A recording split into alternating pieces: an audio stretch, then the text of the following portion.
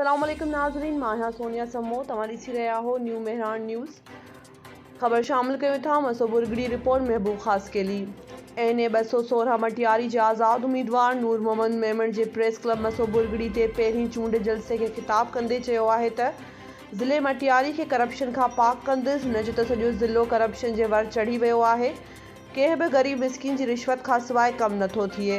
हिन जो त ज़िले में ग़रीबनि जे वसंदनि खे आयल तरक़ियाती फंड बि कामूरा ऐं सियासतदान मिली भगत करे खाई वञनि था। हिन जो त अॻवान उम्मीदवारनि खे वोट करण खां पहिरीं गुज़िरियल हुकुमराननि पारां करायल हथरादू बोर्ड जे वाक़िअनि खे ज़रूरु यादि रखंदा। चूंड सिलसिले में अनवर हुसैन मेमण, एजाज़ हुसैन मेमण, शमसुद्दीन मेमण, फैज़ान मेमण, शाहज़ेब मेमण, पुनू जखरो, शिराज हुसैन मेमण, ज़ुहैब मेमण, शाह मोहम्मद कल्होड़े, जान मोहम्मद कल्होड़ो, इमदाद लगाड़ी, धनी बश मुंगरियो ऐं ॿिया मौजूद हुआ। बिस्मिल्लाहिर्रहमानिर्रहीम। 216 इन ते बीठो आहियां इलेक्शन में। हिते 76 सालनि खां वठी वॾी महरूमी आहे। चूंडियल नुमाइंदनि को कमु न कयो आहे। किरोड़े अरबां डॉलर मिलिया आहिनि, उन्हनि को कमु न कयो आहे। ॾाढे आदम जे वक़्त खां वठी उहे रोड ई रोड आहिनि जेके नथा ठहनि। अरबां रुपया खाई विया, मोटरवे मां अरबां रुपया खाई विया। सॼे दुनिया खे ख़बर आहे। मुंहिंजो मंशूर ई आहे त मटियारी ज़िले खे करप्शन खां पाक कयो वञे।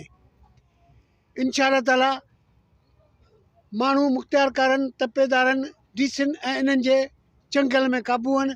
मुख़्तियारकार डीसीनि खे चवंदासीं 80-40 लख रुपया ॾेई अचूं था, असीं माण्हुनि खां पैसा न वठंदा, ॿियो छा कंदासीं। उन्हनि खे फ़ोन कंदा, माण्हुनि पैसा ॾींदा, माण्हुनि खे तबाह करे छॾियो अथनि। मटियारी ज़िले में कंहिं माण्हू जो कमु नथो थिए, पैसे खां सवाइ को कमु नथो थिए। माण्हुनि जो हिकिड़ो वोट बि असांखे मिलंदो, इंशा अल्लाह ताला कामयाबु थींदो। हिकिड़ो वोट माण्हू ॾींदो, फुड़ीअ तलाउ थींदो। हिकिड़े वोट में थींदो। इंशा अल्लाह ताला सभु माण्हू वोट ॾींदा कंदा। वॾनि माण्हुनि 76 सालनि खां वठी ज़ुल्म कयो आहे, ॿियो कुझु बि न कयो आहे। अरबां किरोड़ा रुपया खाधा अथनि। ऑफिसरनि खां किरोड़ा रुपया वठी उन्हनि खे पोस्टिंगूं ॾियनि था।